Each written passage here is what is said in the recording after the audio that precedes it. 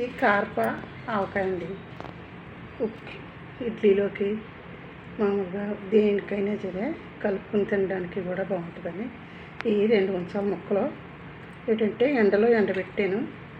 ఎండబెట్టిన ముక్కలు ఇలాగా నొక్కితే ముద్ద ఇలాగ ఎండిన తర్వాత తవుడు కారం కొంచెం ముక్కలు వేయి, తవుడు కారం, తవుడు ఆవపిండి, తవుడికి తక్కువ 3 అరసాలు ఉప్పు, అదే గుండగొట్టుకున్న ఉప్పు, కొన్ని మెంతులు, కొన్ని ఎల్లుల్లి రేకలు వేసుకుని బాగా మిక్స్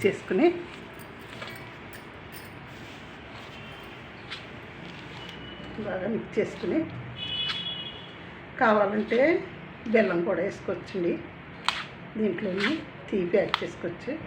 ఇష్టమైన షుగరు బీపీ ఇలా ఉన్నవాళ్ళు కూడా ఇలా తీపి లేకుండా తినచ్చు. సంవత్సరం అంతా నిల్వ ఉంటుంది. చాలా టేస్టీగా ఉంటుంది ఉండడం అయితేనే. ఎలా కలుపుకున్నా సరే బాగుంటుంది. ఆయిల్ వేసాను.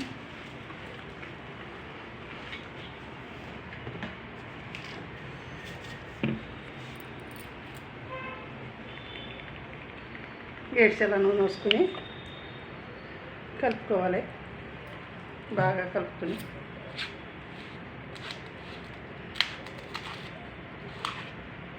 చూడండి ఎలా కలుపుతుందో. ఒకసారి బాగా మిక్సీ పట్టినట్టు కలుపుకుంటే బాగుంటుంది.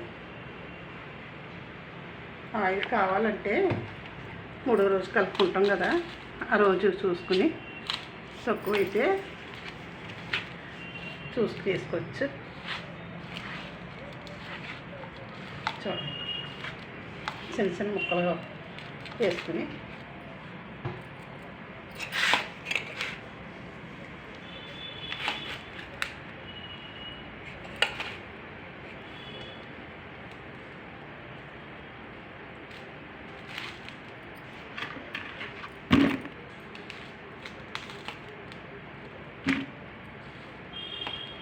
చిన్న ముక్కలు ఎలా కలుపుకున్నా సరే బాగుంటుంది.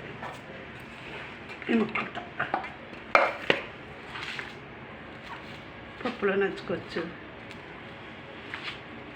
ఇడ్లీలో నంచుకోవచ్చు, దోశ అన్నీ కూడా ఊడితే చాలా బాగుంటుంది. పొలపొలగా ఉంటుంది.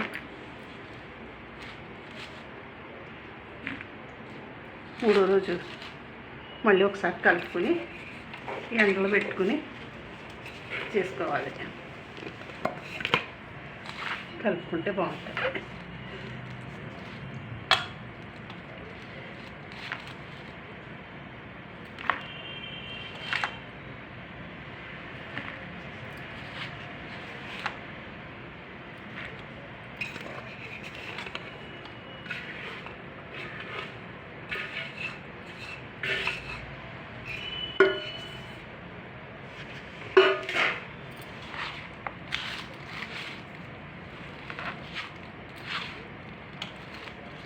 ఇలా కలుస్తుంది.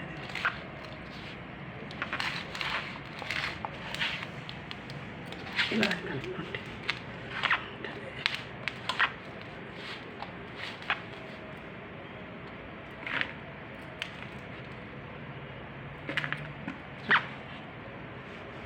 ఇది పొడి పొడిగా ఉంటుంది. కానీ కొద్దిసేపు ఉన్నాక ఊట దిగి ఉప్పు తగిలింది కదా, ఊట దిగుతుంది.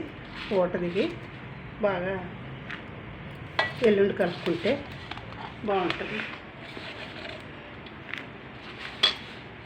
చూడండి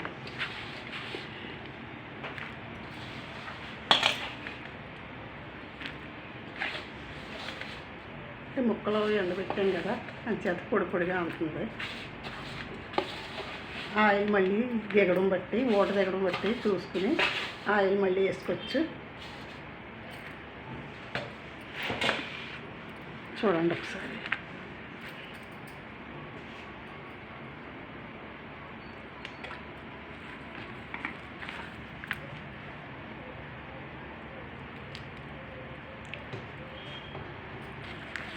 ఇది మళ్ళీ కలిపిన తర్వాత షార్ట్లో పెడతాను చూద్దాం. ఓకేనా? శ్రీమాత్రే నమః. శ్రీమాత్రే నమః.